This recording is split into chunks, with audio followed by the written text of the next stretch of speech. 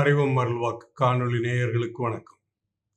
சென்ற வாரம் அரசன் ஆகாபுவின் இறப்பு பற்றி சிந்தித்தோம். இந்த வாரம் ஆகாபுவின் மகன் அகசியாவின் ஆட்சியும் இறப்பும் பற்றி நாம் சிந்திப்போம். அரசன் அகசியா யூதாவின் அரசனாக அரியணை ஏறுவதுடன் அரசர்கள் முதல் நூல் முடிவுக்கு வருகிறது. இரண்டாவது அரசர்கள் நூல் இஸ்ரேலையும் யூதாவையும் ஆண்ட பல அரசர்களின் செயல்களையும் வாழ்க்கையையும் படம் பிடித்து காட்டுகிறது.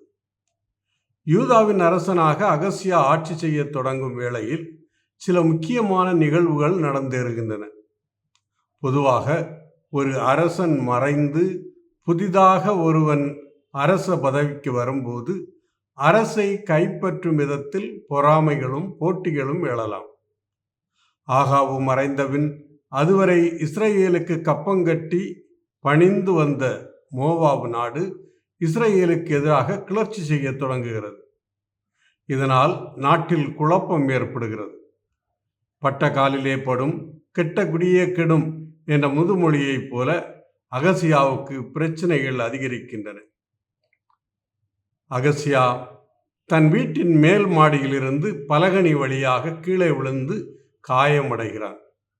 இஸ்ரேலின் தலைநகராகிய சமாரியாவில் நடத்தப்பட்ட அகழ்வாராய்ச்சியில் ஆகாபு ஆட்சி செய்த காலத்தில் கட்டப்பட்ட அரண்மனை கட்டடங்கள் 2 மாடி கட்டடங்களாக உள்ளன என்பது கண்டறியப்பட்டுள்ளது.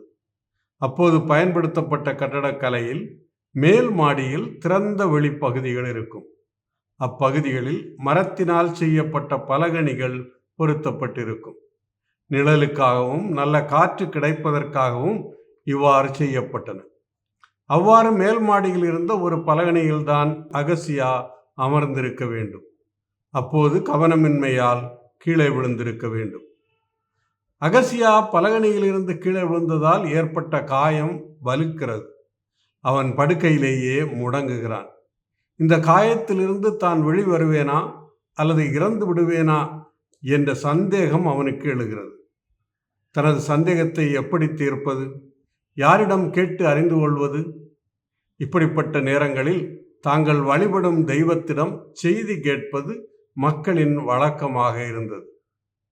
அகசியா யாவே ஆண்டவரிடம் செய்தி கேட்டிருக்க வேண்டும். ஆனால் அவன் அதை செய்யவில்லை.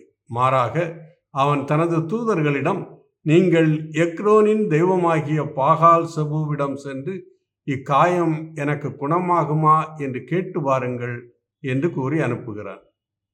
பாகால் செபூபு கனானிய மக்கள் வழிபட்டு வந்த ஒரு தெய்வம். ஒரு சிலர் பாகால் செபூபு பாகால் என்று அழைக்கப்படும் தெய்வங்களின் தலைமை தெய்வம் என்கின்றனர். உகாரித்து இலக்கியங்களில் இவர் பாதாளங்களின் கடவுள் என அறியப்படுகிறார். புதிய ஏற்பாட்டில் நற்செய்தியாளர் மத்தேயு இவரை பெயல்செபூல், பேய்களின் தலைவன் என அழைக்கிறார். பேய்களின் தலைவனான பெயல்செபூலின் உதவியுடன் இயேசு பேய்களை விரட்டியதாக அவரது எதிரிகள் குற்றம் சுமத்துகின்றனர். அகசியா எக்ரோனுக்கு தூதர்களை அனுப்புவதை ஆண்டவர் அறிகிறார். எக்ரோன் சமாரியாவிலிருந்து ஏறக்குறைய 60 மைல் தொலைவில் உள்ள ஒரு நகரம். அகசியாவின் செயலை அறிந்த ஆண்டவர் இறைவாக்கினர் எலியாவை அழைத்து அகசியாவின் தூதர்களை சந்திக்க சொல்கிறார். அவர்களிடம் என்ன சொல்ல வேண்டும் என்பதையும் கற்பிக்கிறார். எலியாவும் சென்று அகசியாவின் தூதர்களை சந்திக்கிறார். அவர்களிடம், இஸ்ரேலுக்கு கடவுள் இல்லை என்றா எக்ரோனின் தெய்வமாக்கிய பாகால் செபுவிடம் நீங்கள் குறிகேட்கப் போகிறீர்கள் என கேட்கிறார். தூதர்களால் நிச்சயமாக பதில் சொல்லியிருக்க முடியாது. ஏனெனில் அவர்கள் அரசனின் கட்டளையை நிறைவேற்றுகிறார்கள். எனவே எலியா அந்த தூதர்களிடம், ஆண்டவர் இவ்வாறு கூறுகிறார், நீ கிடக்கும் படுக்கையிலிருந்து எழுந்திருக்க மாட்டாய், அங்கேயே செத்து போவாய், இது உறுதி என கூறுகின்றார். இறைவாக்கினர் எலியா கூறியதை கேட்ட தூதர்கள் அகசியாவிடம் திரும்பி செல்கின்றனர். தூதர்கள் விரைவில் திரும்பி வந்ததை பார்த்த அரசன் அகசியா அதிர்ச்சி அடைகிறான். அவன் தூதர்களை நோக்கி, ஏன் திரும்பி வந்து விட்டீர்கள் என கேட்கிறான். தூதர்கள் வழியில் நடந்ததை கூறுகின்றனர். வழியில் தூதர்களை சந்தித்தது யார் என்பது அகசியாவுக்கு தெரியாது. தூதர்களும் அவரை அடையாளம் கண்டு கொள்ளவில்லை. எனவே அகசியா அவர்களிடம், உங்களை சந்திக்க வந்து உங்களிடம் இவற்றை அறிவித்த ஆள் எப்படி இருந்தான் என கேட்கிறான். அவர்கள் அவனுக்கு மறுமொழியாக, அவர் முடியாலான ஆடையை உடுத்தியிருந்தார், இடையில் தோற்கச்சை அணிந்திருந்தார் என கூறுகின்றனர். அகசியாவுக்கு அந்த செய்தியை கூறியது யார் என்பது தெளிவாக தெரியவில்லை. அவரை அறிந்து கொள்ள முயற்சிக்கிறான். அகசியா அனுப்பிய தூதர்கள் கூறும் அடையாளங்களை வைத்து அந்த ஆள் திஸ்பேயை சார்ந்த எலியாதாம் என அகசியா அறிந்து கொள்கிறான். பலகணியிலிருந்து கீழே விழுந்ததால் ஏற்பட்ட காயத்திலிருந்து வெளியே வந்து விடுவேனா அல்லது இறந்து விடுவேனா என்பதை அறிந்து கொள்வதற்காகத்தான் அரசன் அகசியா தனது தூதர்களை அனுப்பினான். அவனது கேள்விக்கு இப்போது விடை கிடைத்து விட்டது. ஆனால் அந்த விடை இறைவாக்கினர் எலியாவிடமிருந்து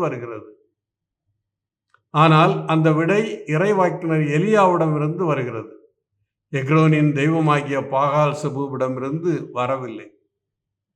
இறைவாக்கினர் எலியாவை பற்றி நிச்சயமாக அரசன் அகசியா அறிந்திருக்க வேண்டும். அவர் யாவே ஆண்டவரின் இறைவாக்கினர் என்பதை தெரிந்திருக்க வேண்டும்.